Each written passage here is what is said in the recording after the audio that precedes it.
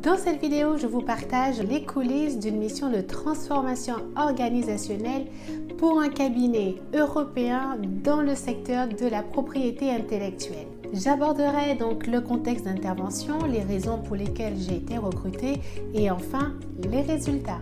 Bien entendu, il y aura des parties story time pour pouvoir étayer mes propos.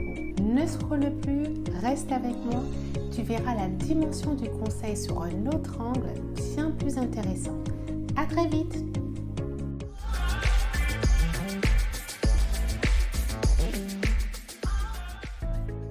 Welcome back guys to my YouTube channel and welcome to all the new viewers. Aujourd'hui, comme je vous l'ai annoncé au début, je vais vous révéler les behind the scenes d'une mission conduite dans le secteur de l'API, donc qu'on appelle la propriété intellectuelle, qui couvre les marques commerciales, les brevets et aussi les droits d'auteur, dans un environnement international. Comme à mon habitude, et si vous avez vu mes différentes vidéos sur mes missions, je ne rentrerai pas dans les détails du process d'exécution de cette transformation pour une raison de confidentialité et d'éthique. Seulement les grandes étapes seront mises en avant. À mon époque, ce cabinet européen était sur LBO, donc le Leveraged Buyout, avec des fonds d'investissement américains.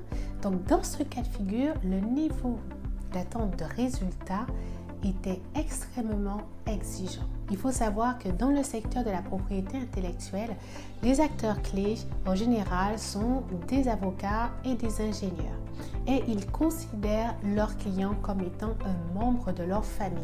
Alors, parler d'argent, parler de règlement de facture n'était vraiment pas dans leur argumentaire de vente avec l'ensemble de leurs clients internationaux.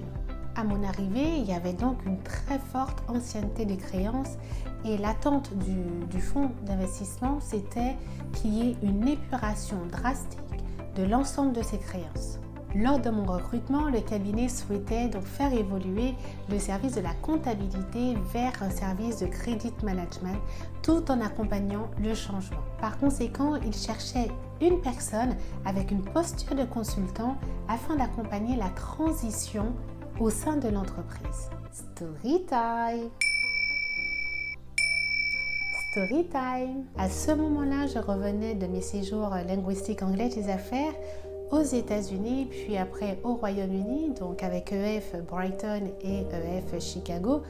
D'ailleurs, si tu n'as pas vu ces vidéos, je te mets les liens juste au-dessus, donc si tu souhaites les visionner, et aussi dans la barre de description. Alors, j'avais eu beaucoup de difficultés à trouver un emploi donc avec cette dimension internationale, car je voulais mettre en pratique l'anglais des affaires que j'avais pu développer au travers de mes séjours. En plus, la notion de credit management était souvent confondue avec la comptabilité client. Et d'ailleurs, la nomenclature de credit manager n'était même pas créée.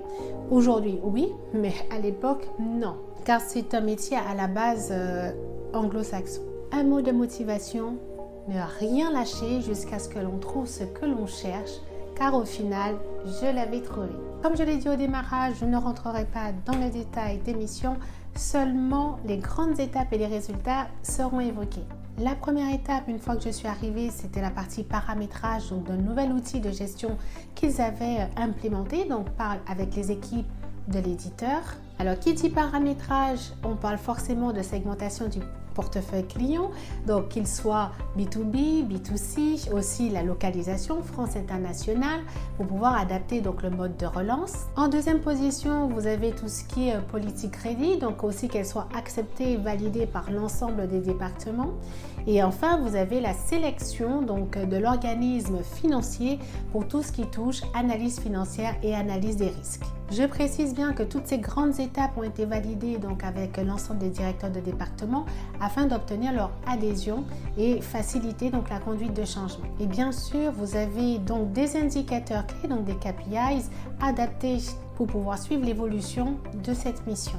Et surtout, ces KPIs sont partagés donc non seulement avec la finance, mais aussi avec le reste des métiers. En ce qui concerne les résultats, Paris à mon arrivée était classé donc en dernière position, donc en 5e place.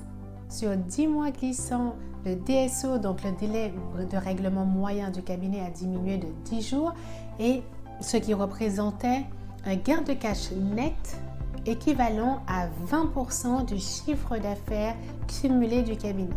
Au regard de ces résultats, en 6 mois, la responsabilité du périmètre de Londres m'avait été confiée pour pouvoir justement mettre en place ce type de résultat comparable à celui de Paris. Avec des déplacements réguliers, donc une semaine par mois, sur 14 mois glissants, l'agence de Londres a connu une baisse de son encours de 40%. Lors de la fête de fin d'année de ce cabinet, les résultats ont été projetés lors de la réunion plénière et on a obtenu les félicitations des responsables en ce qui concerne les résultats que ce soit à Paris et à Londres.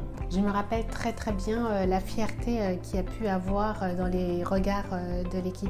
Et sachez que Paris est passé de 5 en pole position et Londres est passé en deuxième position. Alors si tu as aimé le contenu, n'hésite pas à liker, à partager et aussi à t'abonner. Et en parallèle aussi, tu peux toujours commenter si tu as des questions, je serai ravie d'y répondre. En conclusion, après avoir abordé le contexte d'intervention, les raisons de mon assignation et aussi les grandes étapes et avec les résultats associés aux grands résultats, je suis persuadée qu'un consultant qui a un mix entre le consulting et l'opérationnel est quelque chose de fondamental pour pouvoir mener des transformations organisationnelles et surtout d'obtenir des résultats probants. Il faut un mix des deux. Alors, trop opérationnel, il manque la posture du consultant et trop consultant, il manque l'opérationnel. Je ne suis pas convaincue par les extrêmes. Justement, alors toi, dis-moi ce que tu en penses en commentaire. Je serais vraiment très contente de lire ton point de vue.